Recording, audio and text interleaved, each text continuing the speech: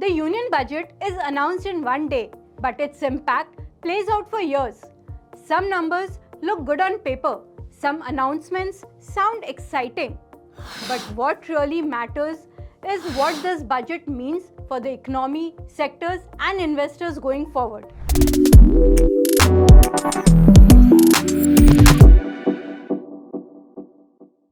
Hi, I'm Sneha Poddar, VP Fundamental Research at Motilal Oswal.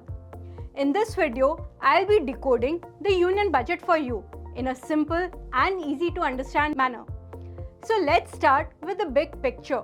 What the budget tells us about the government's approach to growth and discipline. One of the most important numbers to track in budget 2026 is a fiscal deficit, which is targeted around 4.3% of GDP. What does this actually mean? Fiscal deficit simply means how much more the government is spending compared to what it earns. A lower deficit tells us that the government is not overspending and at the same time, it's not cutting back sharply on growth. Now, why this matters to you? Lower chances of sudden tax hikes later, better control on inflation, more confidence for investors and businesses. In simple words, this number tells us that the government is trying to grow the economy without putting the pressure on future finances. Another big structural signal from this budget is a shift towards debt to GDP as a main fiscal anchor with a long-term target of around 50%. Think of debt to GDP like a home loan compared to your annual salary.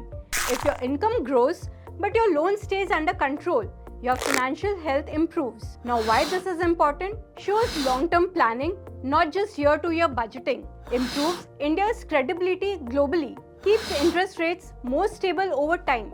This tells investors that India is planning for next decade and not just for the next election. The budget is built on a nominal GDP growth assumption of around 10%. Now, what does nominal GDP mean? It includes real growth plus inflation. Basically, the size of economy growing in value terms. Now, why this matters? Higher GDP growth means higher tax collections, more money for infrastructure and development, less pressure to borrow aggressively. So this gives the government enough room to spend on the growth priorities without stretching its balance sheet. The budget's capital expenditure, that is, the money spent on building actual productive assets like roads, railways, power and defense, grew by nearly 11.5%. This is important because CAPEX builds the future economy, not just short-term consumption. Here's why this matters. Sustained demand for infrastructure and allied industries, long-term strength in productivity sectors, a visible structural driver of growth rather than one-off incentives. Now, within CAPEX, defense still gets the biggest growth rate. We saw 17 to 18% growth this year. So this reflects not just spending on equipment, but a push towards manufacturing within India and building supply chains and ecosystem players. Defense is increasingly becoming a manufacturing opportunity, not just a government expense. In fact, our MOSL research highlights how different sectors are expected to be impacted. So, the sectors for which the budget was positive, of which are the beneficiary themes, are data centers and digital infrastructure, utilities like solar, power, battery storage, agri-related areas and aviation, pharma and healthcare, and semiconductor and EMS, along with defense and technology-related manufacturing. So these are sectors that may benefit from structural policy support. Now, there were certain sectors where the impact was neutral or mixed, like real estate, capital goods, consumer durables, infra like roads, railways, defense, logistics, metals and oil and gas. But neutral doesn't mean weak. It means not a direct policy beneficiary, but still linked to broader capex and demand cycles. Now, the key negative headline that stood out in the budget was markets were surprised by a higher securities transaction tax on derivatives, which may weigh on short-term trading sentiment.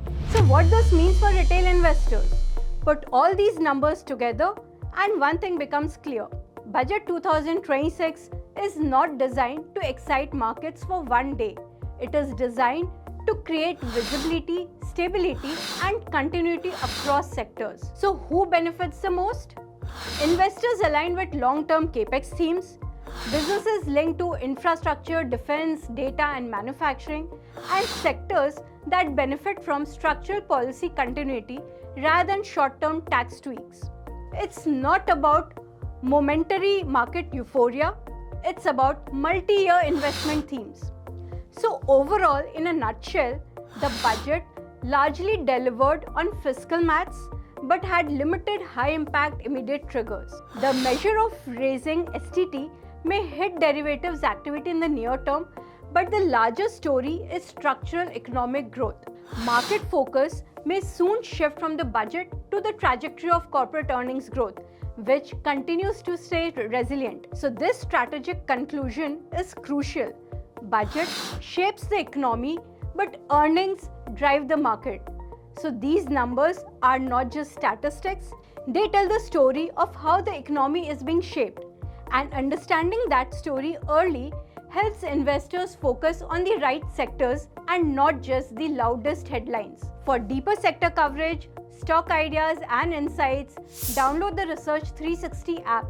The link is in the description. And don't forget to subscribe, like, and hit the bell icon for more such analysis. Investment in securities market are subject to market risks. Read all the related documents carefully before investing.